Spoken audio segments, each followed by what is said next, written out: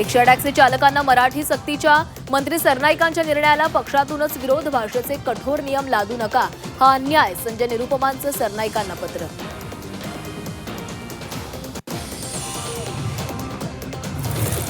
मराठीच्या मुद्द्यावरून मनसे पुन्हा ॲक्शन मोडवर. रिक्षा टॅक्सी चालकांच्या संपानं फरक पडत नाही, पण जर अंगावर आलात तर रस्त्यावर मारू. अमित ठाकरेंचा मनसे स्टाईल इशारा. शिवसेना आमदार संजय गायकवाडांविरोधात कोल्हापुरातील पोलीस ठाण्यात तक्रार दाखल. प्रकाशक प्रशांत आंबींना फोनवरून शिवीगाळ आणि जीवे मारण्याची धमकी.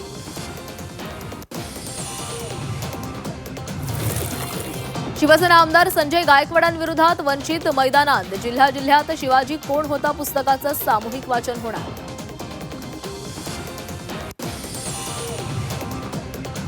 राज्य सरकारी कर्मचाऱ्यांचा संप चौथ्या दिवशीही कायम. कर्मचाऱ्यांच्या अन्य मागण्यांबाबत सरकारला सहानुभूती, मात्र जुन्या पेन्शनबाबत सरकार ठोस पावलं उचलत नसल्यानं कर्मचाऱ्यांचा संताप.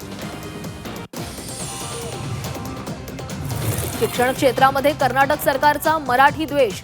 10वीच्या निकालपत्रातून मराठी हा शब्दच गायब. निकालपत्रात मराठी शब्द न लिहिता तिथली जागा रिकामी ठेवल्याचा प्रकार. खरात गर्भपात रॅकेट चालवत असल्याचा संशय. गर्भपात प्रकरणात शासकीय डॉक्टरची खरातला मदत. नाशिकमधील 4 डॉक्टर एसआयटीच्या रडारवर. बीड जिल्हा कारागृहातील कैदी अब्दुल पठाणची आणखीन एक कॉल रेकॉर्डिंग व्हायरल. मारहाणीचा दावा ठरवला खोटा. वाल्मी कराडला बदनाम करण्यासाठी कट रचल्याची माहिती. गोरेगाव ड्रग्ज प्रकरणात पोलिसांकडून आयुष साहित्याला अटक. आयुष्यकडून ड्रग्जच्या 435 ग्रॅमच्या 933 गोळ्या जप्त. देशात निम्म्याहून अधिक राज्यांमध्ये उष्णतेची लाट. पारा 40 ते 45 अंशांच्या दरम्यान. वर्ध्यात सर्वाधिक 44.4 अंश तापमानाची नोंद.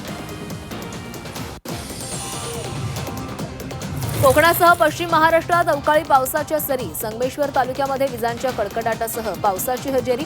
जुन्नर तालुक्यातही अवकाळी पावसाची हजेरी. 6 महिने तेल पुरवठा ठप्प होण्याची शक्यता. होर्मुझच्या सामुद्रधुनीमध्ये इराणचे सी माइन्स. मार्ग सुरक्षित होण्यासाठी 6 महिने लागणार.